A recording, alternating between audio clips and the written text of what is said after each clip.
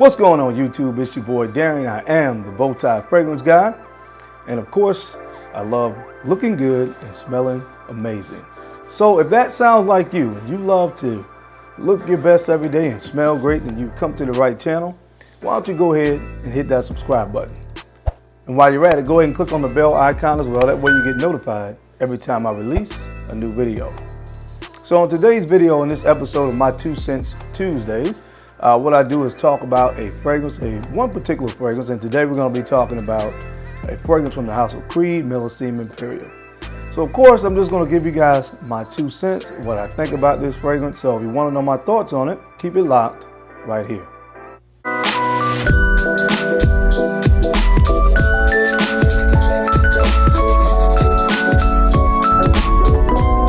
right guys, I'm back. Thank you for keeping it locked in. Let's go ahead and jump right into video and let's talk about Creed's MILLESIME IMPERIal. Now this fragrance was released in the year of 1995, so it's one of the earlier releases from the House of Creed, and man, it has stood the test of time. It is a great summertime fragrance, a great staple in a lot of guys' fragrance rotation.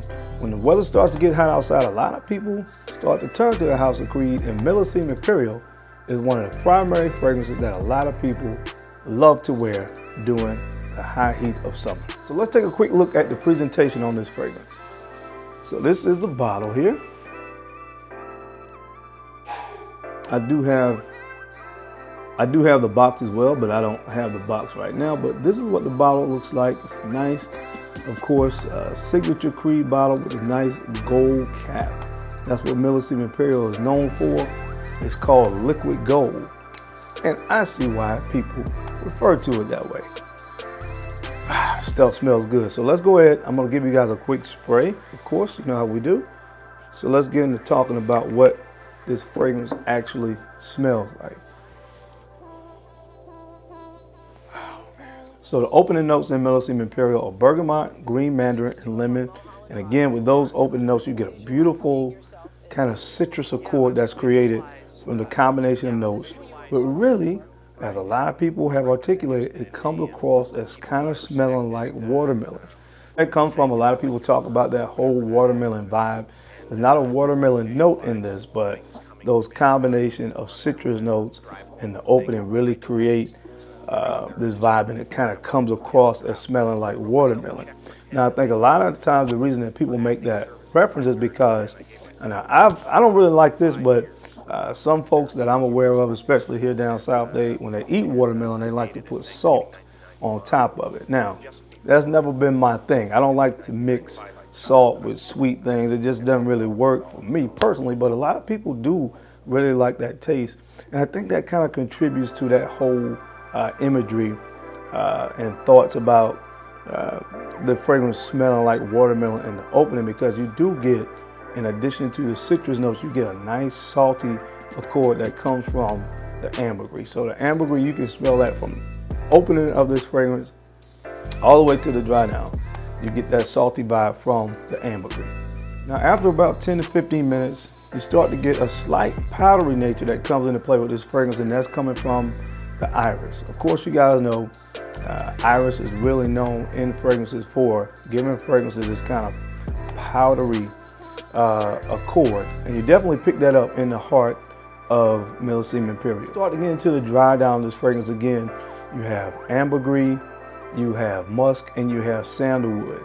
Now again, like I said before, the ambergris, I can pick that up from the opening of this fragrance all the way to the close. That's one of the things that makes MILLESIME IMPERIal, because you have that nice saltiness that you get from top to bottom. When the fragrance really starts to dry down, you get a nice musky accord that comes into play as well, and that sandalwood note really rounds this fragrance out. It's not as quote unquote creamy as you would find a lot of times in other fragrances when you see the note of sandalwood, but this one, the way sandalwood is used in this particular fragrance, it really just rounds it out and gives it a really nice, slightly woody vibe that really rounds out the fragrance with the musk and the ambergris.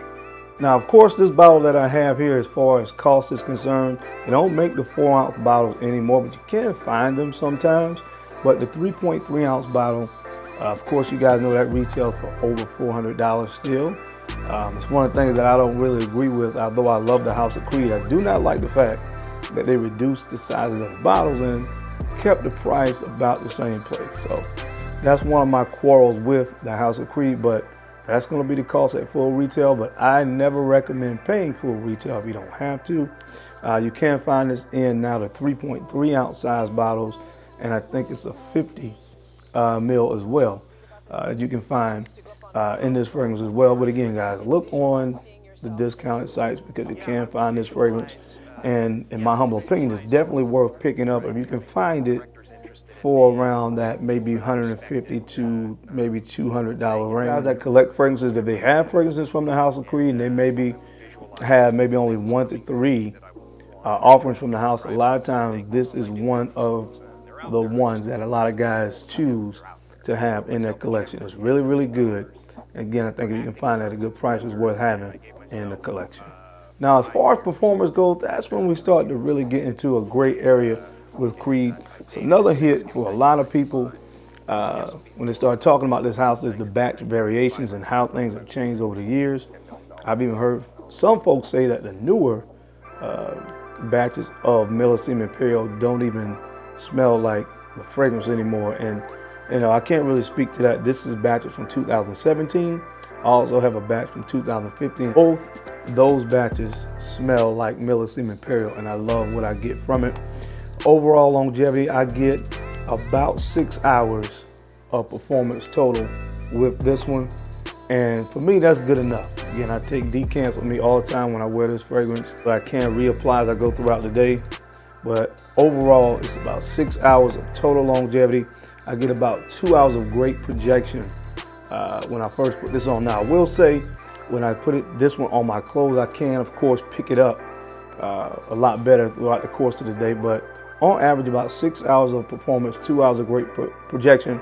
But this fragrance does leave a nice sea eyes, and that's another thing that I really, really like about it. So overall, guys, my opinion, my 2 cents on MILLESIME Imperial is it's a great fragrance to have in your collection in the summertime. If you can find it at a great price and the batch precedes the year of 2017, or if it's the year 2017 or before, I can vouch for those batches.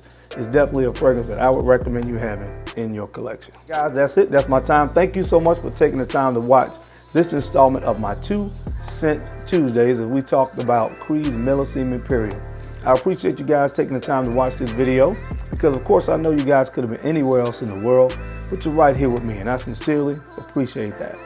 Now, don't forget to take the time to like, comment, and subscribe, and share these videos out to folks that you think could use this information or find me entertaining, because I'm your main man, Darren, the Bow-Tie Fragrance Guy. I love to look good, and of course, I love to smell amazing. So until next time, guys, keep looking good, keep smelling even better. I'll catch you on the flip side. Peace.